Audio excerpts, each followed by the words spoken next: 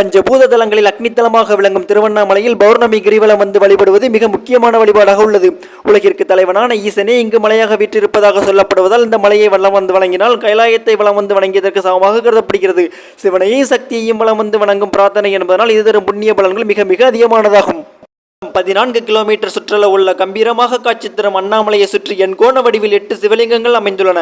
அவை இந்திரலிங்கம், அக்னிலிங்கம், யமலிங்கம், நிருதிலிங்கம், வருணலிங்கம், வாயுலிங்கம், குபேரலிங்கம், ஈசான்யலிங்கம்.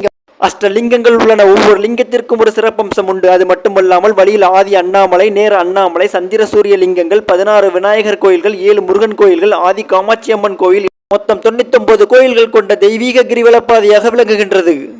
அடிமுடி காண முடியாத திருவண்ணாமலையை நம் மலம் வந்து ஆனந்த வாழ்வு காண்போம். அன்பர்களே, நீங்கள் திருவண்ணாமலைக்கு போயிருக்கீங்களா? நம்ம அண்ணாமலை படம் உங்களுக்கு பிடிக்குமா? கமெண்ட்டில் சொல்லுங்கள் ஃப்ரெண்ட்ஸ். இந்த வீடியோ உங்களுக்கு பிடிச்சிருந்ததுன்னா லைக் பண்ணுங்கள், ஷேர் பண்ணுங்கள், சப்ஸ்கிரைப் பண்ணுங்கள். Bye bye from Sakthi Siva.